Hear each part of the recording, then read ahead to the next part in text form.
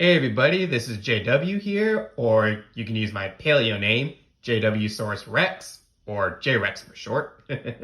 And welcome to Dinos and Other Prehistoric Beasts. So this show will be about basically me just going over anything about paleontology. So it can be, certain type of animal, or a certain family of animals, or what's going on in the fossil record, like what's something new that they uncovered, or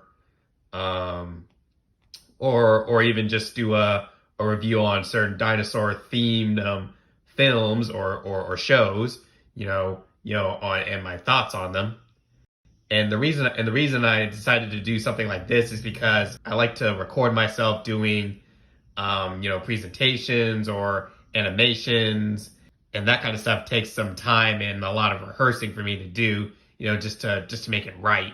So in the meantime, I decided to do, why not just do a little podcast on just me talking anything about paleontology. So for instance, on a show I made called Dinos and Other Prehistoric Beasts.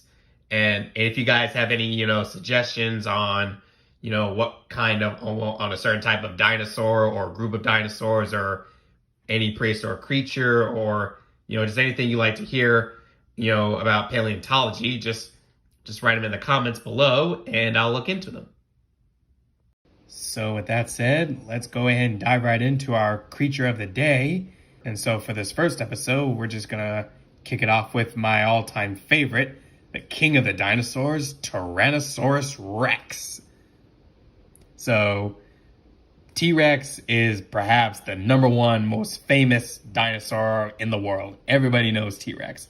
It's like, of all dinosaurs, it's the biggest celebrity of them all.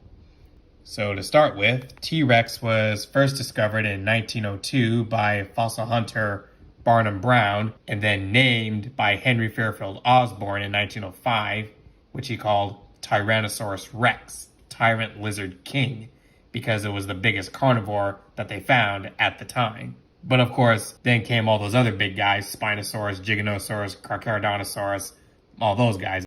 So T-Rex lived during the late Cretaceous period from about 68 to 66 million years ago, and it was among the last of the dinosaurs before they all became extinct.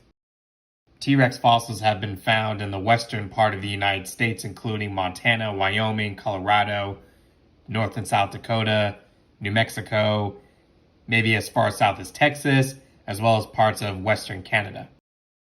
So how big was T-Rex? Well, big. About maximum length of 42 feet long and 14 feet tall, weighed between 6 to 7 tons. And it was a carnivore. It eats meat.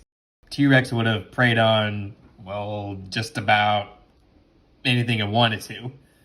But mostly it preyed on the larger herbivores like Triceratops and Montosaurus. And then, of course, there was that big famous debate back in late 90s and early 2000s. Was T-Rex a predator or scavenger? Well, T-Rex is, in my opinion, and I'm sure most paleontologists would agree with this, it could do both. Because an animal the size of T-Rex, and the fact that it's warm-blooded, needs to eat almost every day. Chances of you finding a dead carcass are slim. And plus, T-Rex has all the qualities of a true predator. Great eyesight, a great sense of smell, great hearing, a large brain, and those powerful jaws and teeth. Those qualities are just far too good for a scavenger. And since we're talking about T-Rex diet, let's go to its #1 weapon, those teeth. Now, T-Rex had teeth unlike most carnivorous dinosaurs, which were thin, narrow blades, basically, which can only just strip flesh. T-Rex's teeth are basically railroad spikes in the shape of a banana. These can not only tear through flesh, but they can crunch right through solid bone with a bite force of over 5 tons. This is the most devastating weapon of any land-based predator. And then there's that big question, why does T-Rex have those puny little arms? Well, for one reason, it didn't need them anymore. Because T-Rex's earlier ancestors, although they had long arms at the time, but they seemed to rely more on their mouths to do their killing. So over time, as they evolved, they got bigger, their heads became more powerful, and their arms got smaller. So, in the case of T-Rex, or as a matter of fact for all Tyrannosaurids, at least the later ones, who needs arms? You got a mouthful of bone-crushing teeth. And that, to me, that in my opinion, is actually more powerful and deadlier than arms. So how did T-Rex hunt? T-Rex was most likely an ambush predator, where it would lie in wait and try and seek out the old, the sick, the weak, and the young. Once its target is picked out, it then rushes out and probably use its head to knock down its prey. And then once it's totally subdued, one bite to the throat, and then it's all over. Most of the T-Rex fossils that we find are from adults. So we all know what an adult T-Rex looks like. But what about a baby? What did a baby T-Rex look like? Well, we know it was small, very small. And it was probably covered with downy feathers just to keep warm, for its small size. Now, as it would get older, the feathers would start to shed because it wouldn't need them anymore.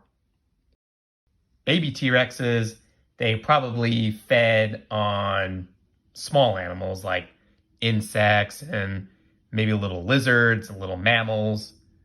And then when it's about like a teenager, it would start going after mid-sized dinosaurs. And then when full size, go after big dinosaurs. So T-Rex, even though being the most ferocious predator to walk the earth, even had a gentle side. And that's when it comes to parenting. And it's very likely that both mommy and daddy were involved in raising the young, because it's a much better way for surviving. So for example, while one parent is out hunting, the other can stay behind and protect the kids, because, out in the woods, there's dangers out there, animals that would most likely like to nibble on a baby T-Rex. So T-Rex being king of the dinosaurs means probably wasn't afraid of anything. Or was it? Well, from looking at some T-Rex fossils, we do find bite marks, huge ones. So that would mean T-Rex had been attacked by another predator. And you're probably thinking, what? What kind of creature could, attack a T-Rex? Nothing can attack a T-Rex. So what kind of creature could get its teeth around a T-Rex? Well, the answer? Another T-Rex. So yes, T-Rex, not only did they fight with each other, they even killed each other, and sometimes even ate each other. So that means T-Rex wasn't just a predator, but a cannibal. So T-Rex would have eaten other T-Rexes from time to time. Hey, no one said being a T-Rex was easy. So even though T-Rex is perhaps the most famous dinosaur, there's still very much we don't know about it. But scientists are always up to these kinds of challenges because new discoveries are always turning up every single week. So who knows? Maybe we will find the answers we've been looking for. But for now, it's good to enjoy the information we do have on the most famous dinosaur of all, who shall forever be named King of the Dinosaurs, Tyrannosaurus Rex.